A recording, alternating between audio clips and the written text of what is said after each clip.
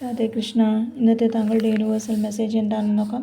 ഇന്ന് താങ്കൾക്ക് ലഭിച്ചിരിക്കുന്നത് ദ ഹൈ പ്രീസ്റ്റസ് എന്ന മേജർ ആർക്കന കാർഡാണ്. നിങ്ങൾ ഇപ്പോൾ സ്വന്തം മനസാക്ഷി പറയുന്നത് ശ്രദ്ധിക്കാനാണ് യൂണിവേഴ്സ് പറയുന്നത്. മറ്റുള്ളവരെ അന്ധമായി വിശ്വസിക്കാതെ സ്വന്തം അവബോധത്തെ ശ്രദ്ധിച്ച് കാര്യങ്ങൾ പൂർണ്ണമായും വ്യക്തമായി. ഇപ്പോൾ കാര്യങ്ങൾ പൂർണ്ണമായും വ്യക്തമായില്ലെങ്കിലും ക്ഷമയോടെ മുന്നോട്ട് പോകാനാണ് യൂണിവേഴ്സ് പറയുന്നത്. അങ്ങനെ ക്ഷമയോടെ സ്വന്തം അവബോധം ശ്രദ്ധിച്ച് മുന്നോട്ട് പോകുമ്പോൾ എന്ത് ഗൈഡൻസ് ആണ് യൂണിവേഴ്സ് തരുന്നതെന്ന് ചോദിച്ചപ്പോൾ വന്നത് 7 ഓഫ് പെൻറ്റക്കിൾസ് എന്ന കാർഡാണ്. നിങ്ങളുടെ സ്വന്തം മേഖലകളിൽ ഒരു സ്വയം വിലയിരുത്തലുകൾ നടത്തി കഠിനാധ്വാനത്തിൻ്റെ ഫലത്തിനായി നിങ്ങൾ തിടുക്കം കാണിക്കാതെ ഒന്ന് വെയിറ്റ് ചെയ്യാനാണ് ഗൈഡൻസ് ആയിട്ട് പറയുന്നത്.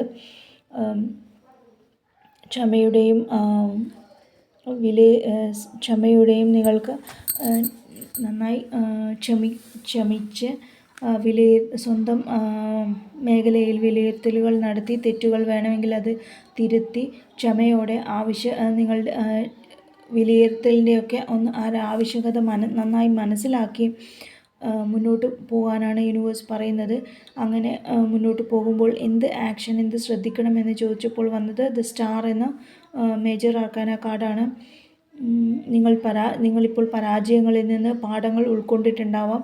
അങ്ങനെ ഉൾക്കൊണ്ട പാഠങ്ങളിൽ നിന്ന് പോസിറ്റീവായത് മാത്രം എടുത്ത് പോസിറ്റീവായ ചിന്തയോടെ ശാന്തമായി പ്രതീക്ഷയോടെ പുതിയ തുടക്കങ്ങളുമായി മുന്നോട്ട് പോകാനും അതിന് യൂണിവേഴ്സിൻ്റെ സപ്പോർട്ടുണ്ട് എന്നുമുള്ള ഒരു മെസ്സേജാണ് ഇന്ന് നിങ്ങൾക്ക് ലഭിക്കുന്നത്.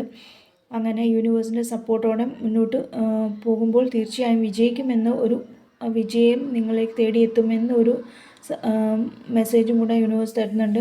അങ്ങനെ ഓവറോളായി നോക്കുമ്പോൾ നിങ്ങളുടെ മനസാക്ഷി പറയുന്നത് ശ്രദ്ധിക്കാനും കേൾക്കാനും തിടുക്കം കാണിക്കാതെ ക്ഷമയോടെ കഠിനാധ്വാനം ചെയ്യാനും അങ്ങനെ കഠിനാധ്വാനം ചെയ്ത് ശാന്തമായി കാത്തിരിക്കുകയാണെങ്കിൽ തീർച്ചയായും ശുഭപ്രതീക്ഷയോടെ